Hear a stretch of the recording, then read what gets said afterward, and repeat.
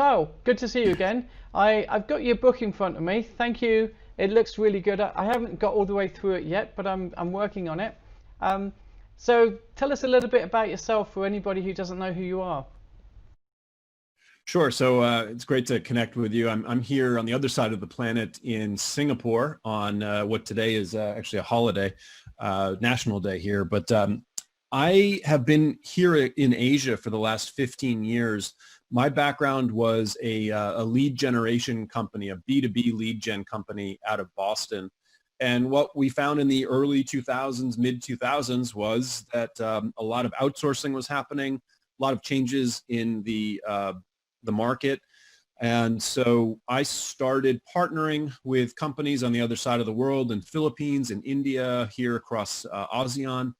And the business pivoted to the point where it made more sense for me to be here rather than to try and coordinate and do all of these late night calls back in the US. I popped over for a test, and 15 years later, I'm still here. So there's my kind of quick starting point as to what I'm up Well, to. Singapore is certainly a fantastic location. I've been to Singapore so many times now, and I was there in at the end of January as well, just scoping out where potential venues for one of our conferences. So I know it well, my friend. It's a great place, a good hub for international business. So. Well, when things open up again, we look forward to seeing you back here.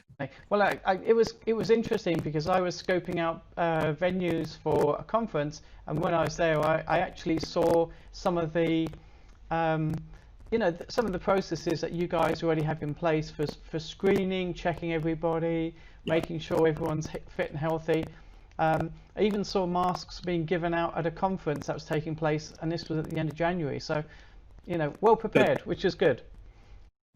It happened like that. I mean, I remember I've got photos and doing events. I was giving I remember my first presentation or training. I was training people on messaging and cross-cultural ideas and communication, and half of the audience was in masks. In Asia, it's not as uncommon, but all of a sudden those numbers were starting to creep up, and then I found myself, commuting in masks, and that was January. Yeah. The mask debate. There's no debate here. It's just put on your mask, get on with it. Absolutely. I couldn't agree more. I mean, I actually flew over that day from Japan, so I was pretty much used to it and had my own masks, and they were giving them out on the planes and everything. So it's all pretty good. Well, and one of the things is that this region, this is from SARS, and there's history behind that or prior to that as well. But the SARS epidemic was the eye opener for the region. They invested in the stuff, and so anytime these potential virus issues pop up, the infrastructure is there, the mindset is there, I think the cultural awareness or the societal awareness is there. So they're ready to go, and they do it. And I think to your point, those heat sensor video monitors are up and running. They're doing temperature checks. They've got the masks. It's quite a production, and it's based, I believe, really on that SARS situation that happened before I got here. Yeah, well, it's certainly a model that the rest of the world can we can all learn from anyway, and as we still are today. Now, just pivoting on to you, my friend. You've written a book. I've got a copy in front of me right now, as you can see. Really excited to go through it. You're going to you've created a very short presentation for us to give us just a snippet of your knowledge, experience, and wisdom. So let's go over. What are you going to tell us about, and then we'll come back to you and ask a couple of questions afterwards. So the book, the way I wrote this book is it's very much a narrative style. It's sort of it looks at really characters and some of the trials and tribulations that they go through when they're going through trying to grow business in an international or in foreign markets. And some of the aha moments are there's data that you can use. There's research that's out there. Now, I didn't approach this like a traditional business book by giving off reams and reams of data. So you're not going to see any graphs or any of that stuff in the book. What this presentation is it takes the starting point of the book and then gets into a little bit more of the meat of the actual data that's out there and how companies can actually start thinking about using that data in their day-to-day communication and working styles. Fantastic, excellent. Well, let's shift over to your presentation, and we'll catch up with you afterwards.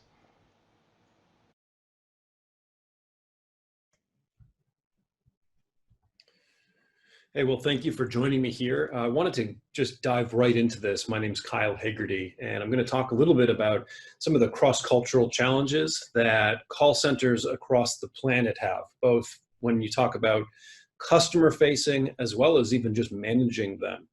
Oftentimes, people are remotely managing people, which has especially increased in the last few months with the lockdown.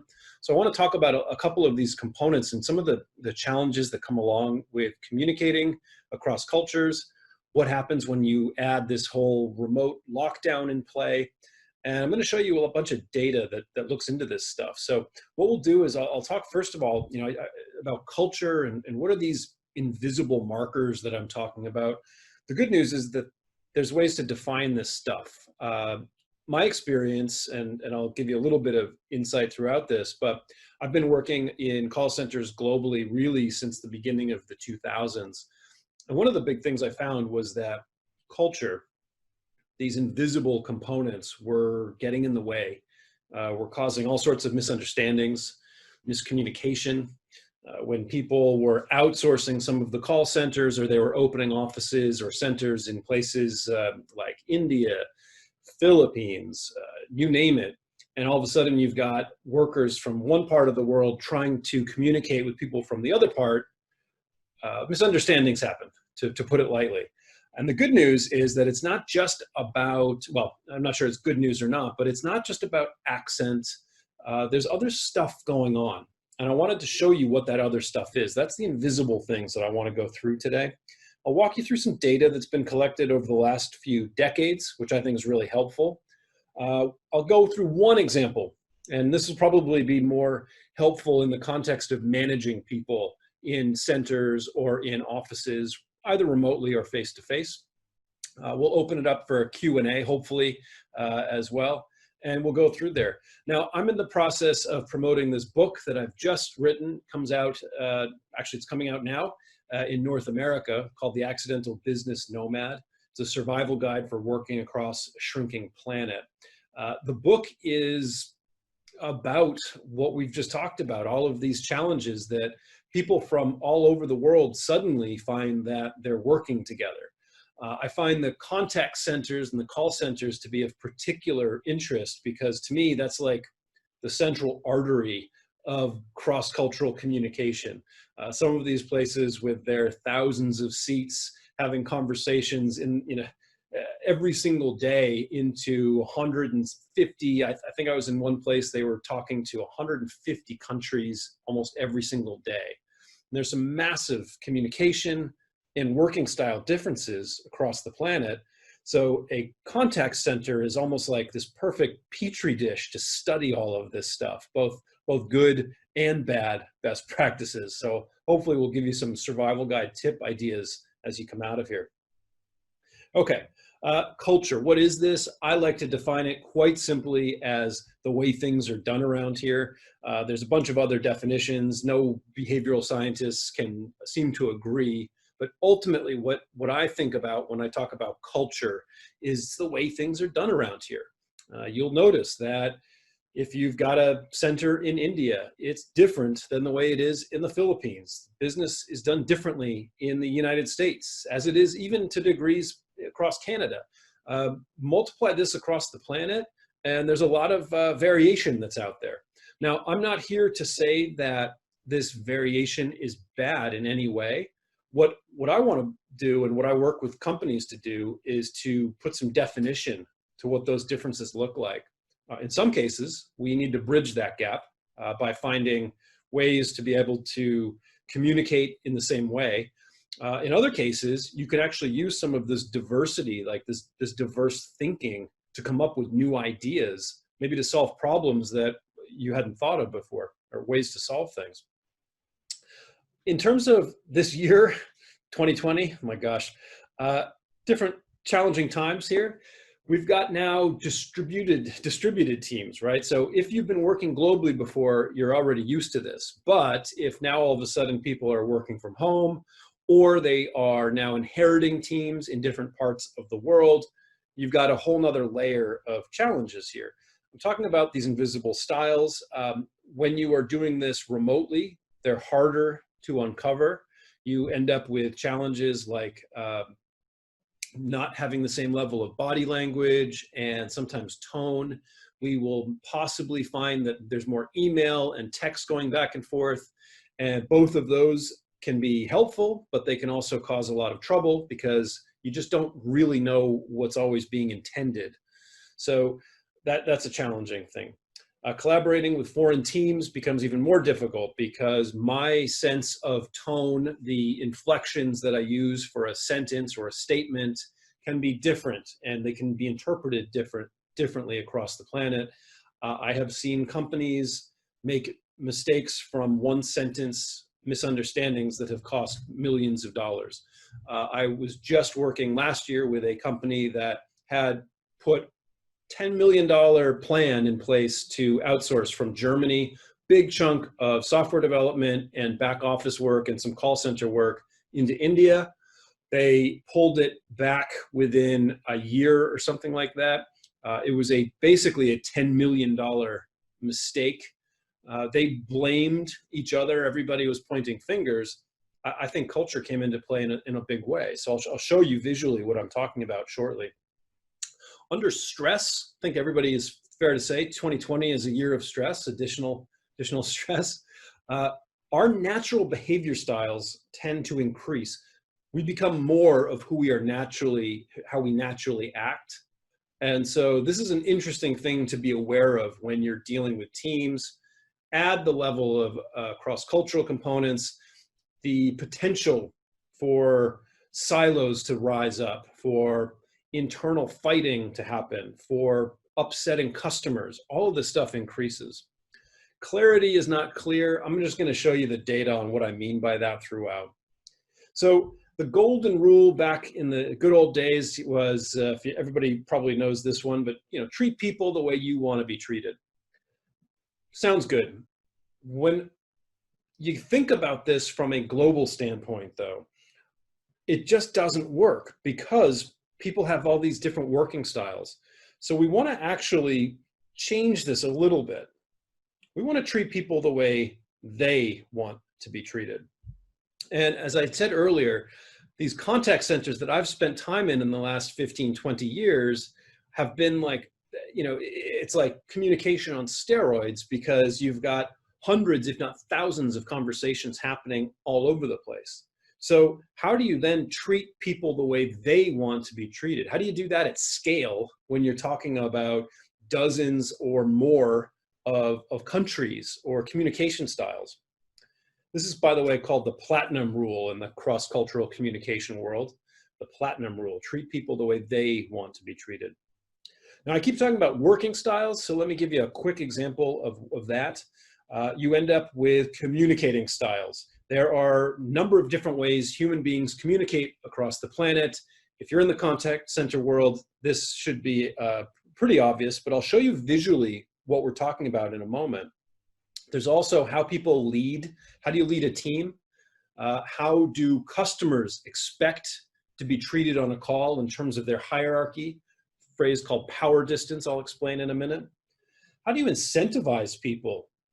There are studies that have shown that there are some parts of the world where people respond much more positively to individual incentives. And there are other parts of the world that respond more positively to team incentives. Does your organization have the flexibility to adjust to different parts of the world? In fact, I was working with one company as a finance company, so they had these massive bonus structures, and they asked their teams in different parts of the world, how do you want to get comped this year? Do you want more money, or do you want like a raise in your job title? And there were some of the offices that came back and they voted they would rather have an increase in their job title rather than a raise or getting extra bonus. And I think the company adjusted, and I think they saved like $1 million or something just from asking that one survey question. So it's pretty interesting, the different answers that you'll get out of there. Building relationships. My background is B2B sales and building sales pipelines. We basically are trying to open and create new relationships for our clients. How do you do that? Turns out it varies in different parts of the world. How do you manage people? How do you manage these centers? How do you manage your clients? This also varies across the planet. Here's the cool thing, what I found, because I was like pulling my hair out. I moved from the US to Singapore back in 2006 to start doing stuff across Southeast Asia. And I had already been dealing with managing Europe as well as North America earlier. How do you get your head around all of these different things? It's one thing if you're just trying to make an adjustment maybe between two countries, but what happens when that two turns into 4, 8, 16 countries or more, right? Well, the good news is that I stumbled across this. There is decades of research that's happened looking at these working styles, measuring them. And I like this quote, if you can measure it, you can manage it. This quote gets, I think Peter Drucker gets credit for it, but I did some research. I couldn't find anywhere where he ever said it or wrote it. So I think that's one of those examples. But if you can measure it, you can manage it. And all of these things that I'm listing here on this slide are these invisible cultural differences that have been measured across the planet. I'll go into a little bit more detail here. So communication, you've probably seen variations of this before, but there are direct communicating cultures. That means that it could be a country where basically what you say is what you mean. It is, as it's stated here, direct. Sometimes it's called low context. The United States, Australia, Germany, Denmark score as direct communicating cultures. But then you start moving down this spectrum. There's more indirect speaking cultures. You have to read between the lines more to understand what's being communicated to you. Tone becomes more important in how something is said. Body language becomes more important in how something is said. Here you get the United Kingdom, Brazil, Mexico. Now, I'm from the US originally. My wife is from the United Kingdom. So we have about 15 years of our own data points of cross-cultural misunderstandings and communications. But I like to pick on the UK just as an example, because you get all of these moments where of the things that British people say versus what they actually mean. And so as I was writing the book, I would send off a sample chapter to my wife for her initial feedback. She doesn't look like Mr. Bean, but I just found this photo, this drawing. I would say, what do you think about this chapter? And she'd come back and say, that's, it's interesting. And if you are from the UK, or if you are familiar with the UK communication style, you will understand that if someone says that's interesting, that means it's not interesting. It means it's crap. And so that was my cue to throw out a first draft and start over again. And that would be one example of indirect communication. Now, here's the thing. The UK, statistically speaking, is a direct communicating culture. This example, compared to the rest of the world, is direct communication. Because you start going further down the spectrum, France, Singapore, Saudi, then you get the big guys, India, China. A majority of the planet are indirect communicating cultures, all the way to the extremes where you get countries like Thailand, not listed here, Indonesia, Japan, highly indirect communicating. What happens when you take all of these communication moments and stuff them into a contact center? Problems emerge. In the book, I write an entire chapter on this, some of the basically observations from a Philippine call center, and actually some managers who ended up using this very data to help them restructure how conversations get made with customers in an outgoing way. So one other example of communication challenges, probably the two hardest words out here, yes and no. You've probably seen where problems emerge where there's some of these indirect speaking cultures where it's almost considered rude to say no or to push back or to challenge, especially if you're in a group setting. So you could say if you're and this happened to me on many occasions, I would reach out to my head of my call center in Manila, say, how is this client? Everything okay? The answer would be yes. And it would turn out, when I would look into more detail, that was not exactly what was meant. There was a lot meant behind the scenes. And so really the answer here is that you have to restructure how you ask questions in this case. And I'll show you exactly what I mean later. But let me just show you a couple of these other working styles and how the data works. You've got working styles like, apologies, so hopefully you can read this. I've shown you the communicating spectrum. There's other ones as well. This is a data set, by the way, from Professor Erin Meyer. She is a professor at INSEAD.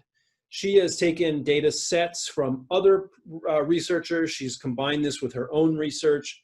I sometimes show this visually. There's a number of sources that you can use to go out and find what I'm about to show you. I just thought this was a nice visual starting point. What she also is looking at is how people give feedback. So how do you give negative feedback? How do you deliver bad news? Turns out that varies. How teams are led. Is it more egalitarian or is it more on the hierarchical side? How do decisions get made? In my background, if I'm trying to figure out who is going to buy, because I'm trying to build pipeline and sell products, I better know how those decisions get made in an organization. Is it a consensus-driven decision or is it a top-down driven decision? And that changes my strategy depending on what part of the world I'm selling into. Building trust is a big one. Task-based cultures are cultures where, I'll give an example. You don't necessarily need to like the person, but if they have the skills that you need, that's fine. We can work together. Versus other parts of the world that say, no, we're not doing any business yet. I need to get to know you first.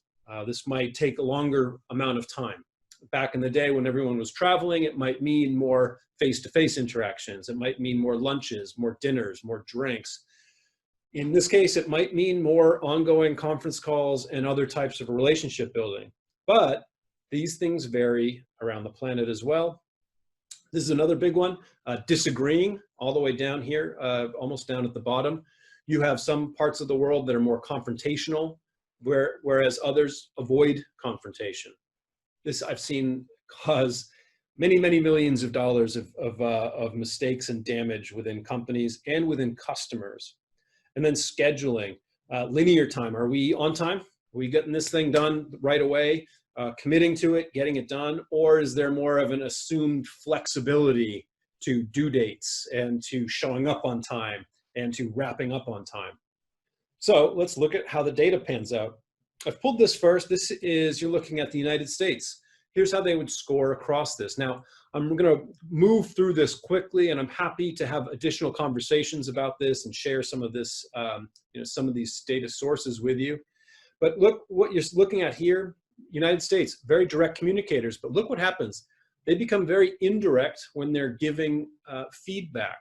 And for those of you who are from the US, you would probably be familiar with like the feedback sandwich. You say something nice, you give your critique, and then you say something nice again. I'm from the US, that makes sense to me, but it doesn't make sense to people in other parts of the world. They often have no idea what you're talking about. So if you want to cause confusion and a lack of clarity, there you go, your feedback sandwich might be part of the problem. Egalitarian, you can see kind of we're zigging and zagging around here. I think an important thing to look at right now is task-based. US is an incredibly task-based culture. We're kind of in the middle on confrontation, and we're fairly time sensitive. This gets more interesting when you compare it to other parts of the world. So thought I'd throw a pretty extreme one at you here. Here's Thailand. Thailand is, as I'd mentioned during the communication, they're one of the most indirect communicating cultures. They avoid confrontation, they avoid feedback, strong hierarchy, very top-down decisions, highly relationship-based. Anybody with contact centers in Thailand knows what I'm talking about, and I'm sure could come up with examples about how this comes into play. Now, this stuff is helpful, especially if you're in a situation where you are dealing with dozens of different parts of the world. This doesn't mean that everybody from Thailand is like this, and it doesn't mean that everybody from the United States is like this. This is macro data that's just looking at big picture behavior ideas, right? But I think it's a great place to start. And so you can pull this kind of data for countries all across the planet. I want to just show you basically, I'm going to give you a quick tour of Southeast Asia, just to show you some of the differences. Here's China. Here's the big one from a population standpoint. Certainly different still, you know, they're zigging and zagging a little bit. Here's Malaysia. And you know, in this particular model, you can pull, I think, up to 80 countries or so. But there's some good information here. Here's Singapore, where I'm based here. Singapore is often referred to as the gateway to Asia, or sometimes Asia Light. Visually, that's exactly what this is showing as well. Kind of more heading on that to the left-hand side, but still very much different than the US in this case. I've just pulled a couple more for you here. Here's India. Philippines would be close to Thailand as well. But right off the bat, when I'm working with companies that have, say, a center in India or in the Philippines or any of these places, to me, this is a great place to start to get a visual starting point to look and say, okay, what are the gaps? What are the communication gaps? What are the working style challenges that we're up against? If you can measure it, you can begin to manage it. And so let's just do one more for my wife and for the Brits in the family here. Here's Great Britain, kind of right in the middle, but pretty big difference as well, even across with the United States. So I have a bunch more things here for you, but I think I'd like to stop here for now. I know we're going to do some Q&A.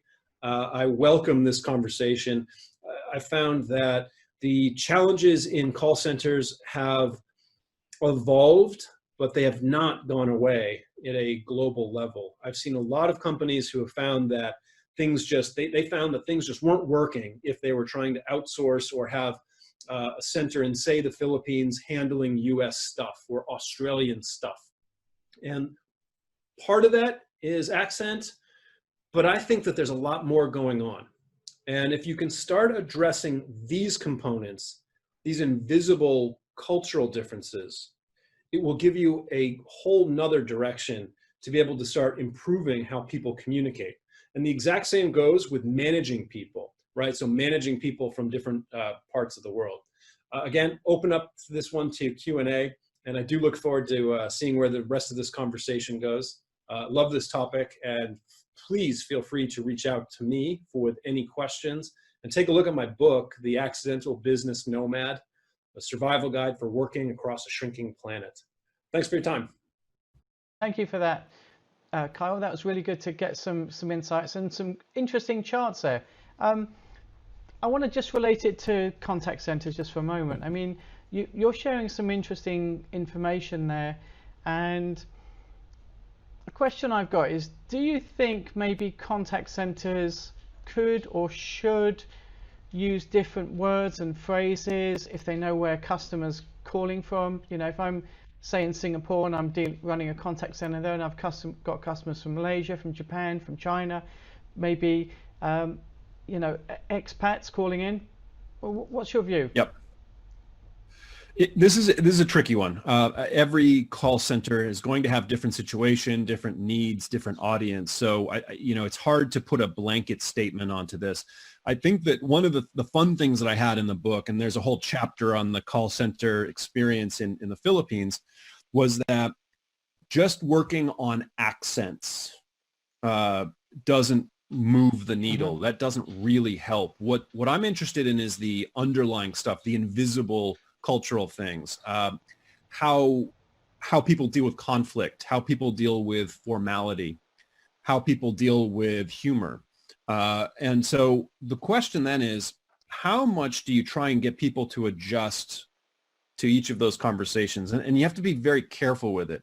One of the bits of advice that I give when I work with call centers is, first of all, I think I want people, including the call center callers, to understand some of this data and to understand some of these invisible differences. So that's the first part. And then the second part is then, okay, well, what can we start doing about it? And one of the first steps for me, I think is an easy one, is to adjust your communication style in terms of formality. If you are a call center in India, for example, and you're referring to everybody as Mr. or Mrs., and you're being not overly formal, but you're being certainly formal, that actually can be off-putting to people in different markets. It's not necessarily the accent, it's the communication style. Mm-hmm. So one quick way to start thinking about it would be to adjust that way.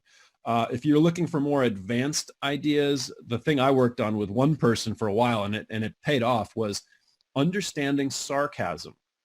Depends on the markets, but I had a team that was focused on calling into Australia. Australia would be similar to, say, the UK and the US in terms of end users who use sarcasm. And there's nothing worse than missing a cue and kind of going down a path, or, that. So we work on that. Now that's a little bit more advanced, and you've got to be careful with how you do it. But that's why I'm kind of putting a lot of ifs, ands, or buts here, because you don't want people to become inauthentic and to be pretending.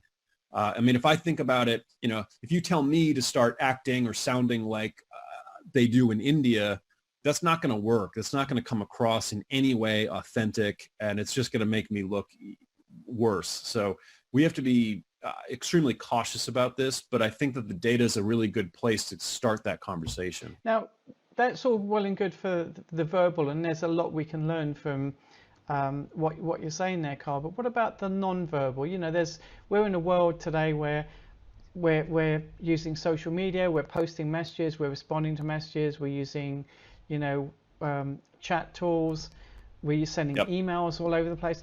What about the non-verbal aspects? What sort of things can companies kind of take away as some best practices? In fact, the non-verbal approach is actually sometimes the easier place to start. The chat tools, the texting, certainly the emails. So when you're talking about non-verbal communication, the emails are a perfect place to start. You can very quickly adjust formality based on style. One thing that we've seen in some parts of the world is that people tend to just communicate, they write, and it's like the sentences just go on and on.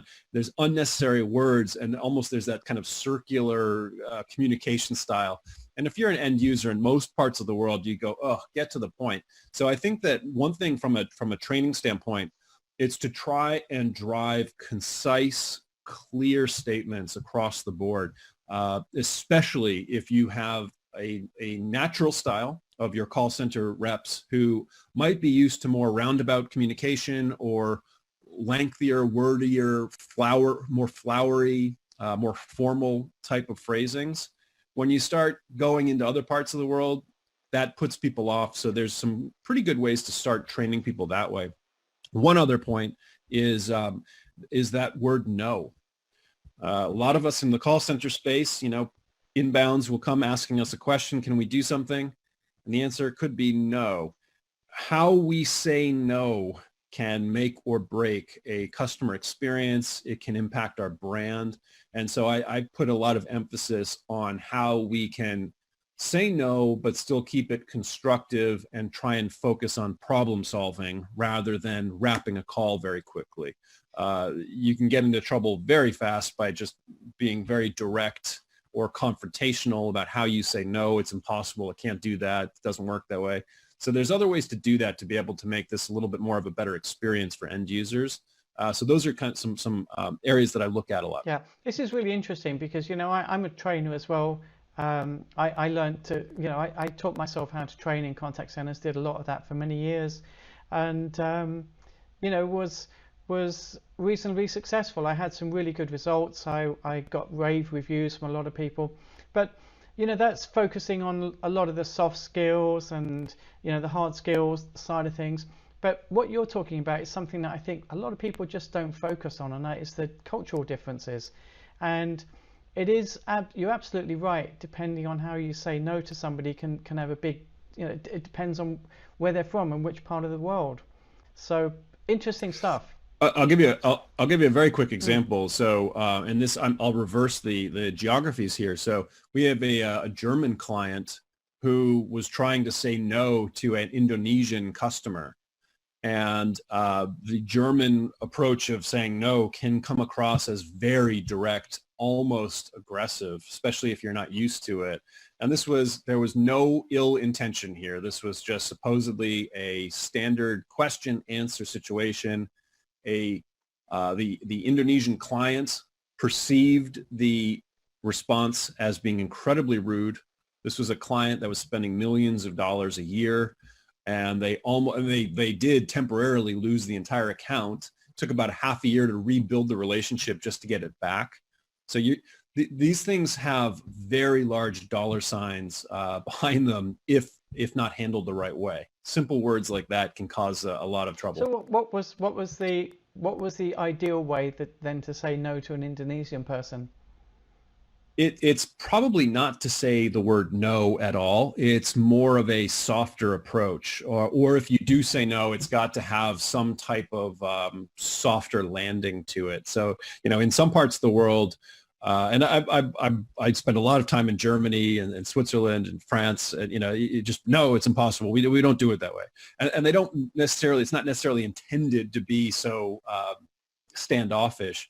I think what was needed in this case was to do something that was saving a little bit more face, which was to say that, so, the customer was asking for something.